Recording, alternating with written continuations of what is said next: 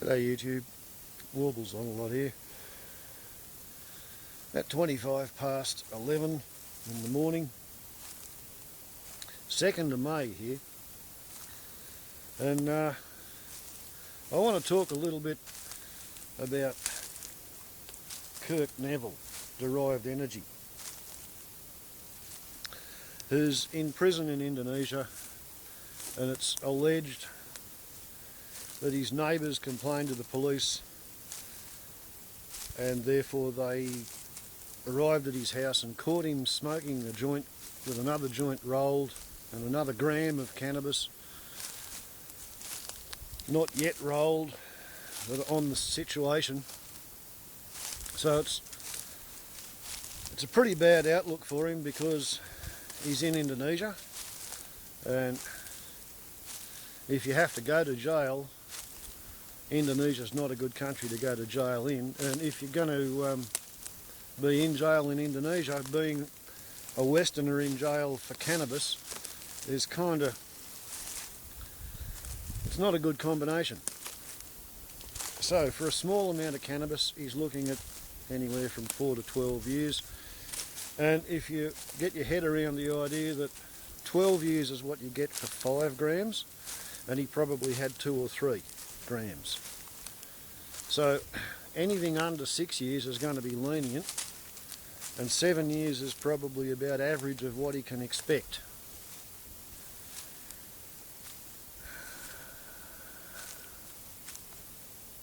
My understanding is that if you're in jail in Indonesia, if you haven't supplied yourself with a metal cup and a bowl and a spoon, then you're going to be eating out of a bucket with your bare hands. It's that kind of a setup. Bloke in America called Zombie Picture Show has come up with information to the effect that Westerners, when they are on remand, i.e. they haven't yet been tried or judged or sentenced, these Westerners actually have their bare essentials provided by the system, including a lawyer appointed if they can't afford one. If he's right, that's very good. I hope he's right. I do know that Westerners who are in jail in Indonesia, after they've been sentenced, they do require $50 to $100 a week, pretty much to buy them a tolerable existence. Can't resist showing you that. It's a turning point marker by the fallow deer to establish the safe limits of grazing here on the Endangered Species Sanctuary. Nobody shoots them.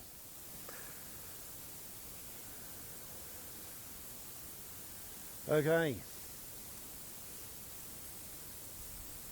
It is also fairly customary when young Australians get stuck in jail in Indonesia that somebody from the family goes over there to act as a gopher for them, you know, between the bank and the jail, and giving them money and taking them groceries and better quality food, better quality everything.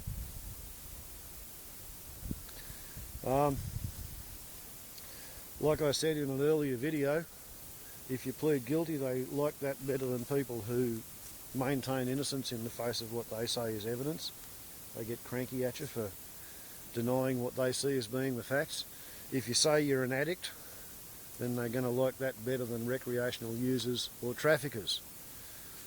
I think the reason they're as hard as they are on Westerners in Indonesia, partly it's because it proves they're not Dutch if they jump on Westerners for having cannabis, because let's face it, in Holland you can smoke pot in the cafes.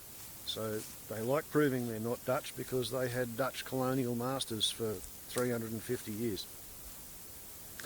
The other thing is they have observed that other countries in Asia where there is cheap drugs tends to often create a honeypot effect, and you get a lot of Western dropouts who discover that if they get a pension in Australia for having a bad back and they go to Asia, they can rent a pretty nice house, live better than the average local citizen, and still afford to buy as much drugs as they want to take the pain away. So, yeah, in Indonesia they jump on resident foreigners. It's just how it is. For people who are getting deeply upset at the idea that they have prisons in Indonesia and they imprison people for breaking Indonesian law, just consider that America has 0.5% of the world's population and 20% of the world's prisoners. So it's going to be seen as very rude and hypocritical by the Indonesians if Americans start jumping up and down and hammering Indonesia for the fact that they have jails. You may notice the Indonesian army carries American-made M16s. This is because during the 1960s, when everybody was afraid of the domino theory,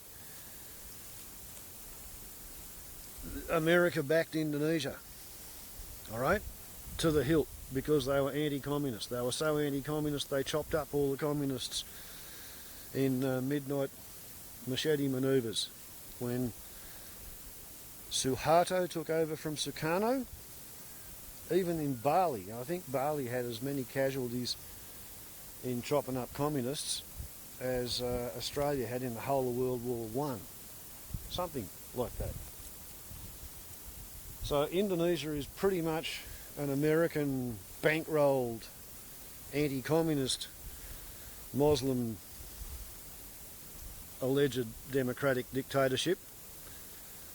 And when the communist menace collapsed, it was replaced by a terrorist menace in due course.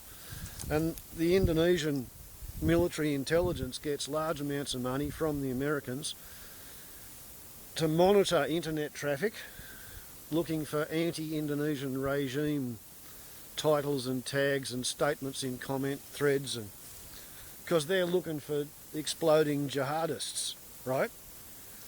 But if, let's say, Inmendham, for example, has 8,500 subscribers, if 5% of them decide that they're going to make one movie about how Indonesia sucks per week, that's going to be an extra 400 movies putting shit on Indonesia, hitting the internet. And I think it's asking an awful lot of the Indonesians' levels of incompetence to expect them not to notice a spike like that. I think when they get paid to go looking for threats to their regime, they will probably notice a sudden spike in Let's Hate Indonesia movies. And I don't think it can be at all good for Derived Energy to have his name and his case associated with any sudden spike in anti-Indonesian regime rhetoric on the internet. I just think it's a bad idea. I think if you want to say nasty things about Indonesia or their laws or their enforcement mechanisms, I reckon set up a sock account and say what you like on the sock account, but the channel that you regularly communicate with Derived Energy on, stay fairly polite as regards Indonesian sovereignty issues. And I can't see it'll do Kirk any harm if you stay polite, but I can see how it could possibly do him harm if you get really loud and potty-mouthed about the Indonesian regime. It's just how I see it, you know, after sitting here all of my life, reading newspaper stories, listening to it on the radio, seeing it on TV about how people go to Asia and get fucked over by the drug laws. Yeah? Plead guilty, claim you're an addict, convert to Islam, issue a lot of money from your Indonesian lawyer to the Policeman's Benevolent Society. That's the only way I know to expedite things and get out of there fast. And I think somebody should immediately start some kind of a donations tin so that people who want to be supportive of Kirk can kick the tin, you know, like throw some money at it. Seeing as he wants to get so antsy about it and jump up and down and say nasty things about Indonesia, maybe we could even, and yes, you know, like Jocularis Joculii, LOL. Maybe somebody should set up 2 accounts and have one of them a fighting fund to send Gary at Inmendham to Indonesia, like come up with his return airfare and a week's motel accommodation and maybe 50 or $100 a day spending money, and a taxi fare from New Jersey to the airport. Right? If Inmendham thinks that the Indonesians are going to be amenable to his sort of reasoning and logic and rhetorical skills at delivery, then he should go there and he should run around and hire a lawyer for derived energy and all the rest of it. And if that fund hasn't actually come up with the money to send him there by the time DE gets sentenced, then the money should go straight towards DE's care package fund or whatever it is. But in the meantime, let's call it a DE fighting fund to send Inmendham to Jakarta to rescue old mate. And the worst that can happen is Inmendham will talk himself into jail beside derived energy within 1 hour of getting off the Herigo plane, and then DE will have company. Best that can happen is the Indonesians will listen to Inmendham and say, yes, oh, you're right, we're a bunch of fucking harebrained barbarians, here's your mate, we'll give you to him. Anyway, that's idea number 1. And like I said, that was jocular, that was meant to be a little bit of a mood lightener, Anyway, the other thing is, one of my threads had a comment on it this morning from Bern Gine, I think his name was. Anyway, the idea was somebody should draw the American citizens' attention to the fact that Indonesia is deeply an American protectorate, not only for all the reasons I mentioned dating back to the 1960s, but because President Obama's sister was born there and President Obama went to school there in Jakarta in Indonesia, yes? Like, why don't you contact the President's office and ask him to pull strings for DE?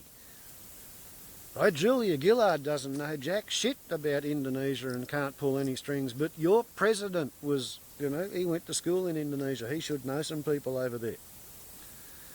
Yes? Right, part 1, a fighting fund to send Inmendham to Indonesia to free DE, and part 2, all the American citizens who have ideas on this should contact Prissy Dunso blah blah at his office in Pennsylvania Avenue and say, look, do what you can. Pull your strings and get the fella out of jail. Yes? Other than that, care packages and legal fees. Yes, care packages and legal fees. And I don't know whether it's such a clever idea to be going through an agency that's in Bali, because that's on a different fucking island, like hundreds of miles away from Jakarta. Not that I know a huge amount about Indonesian geography. Anyway, warbles on a lot to YouTube. For whatever it's worth, them's my funkins. Ciao.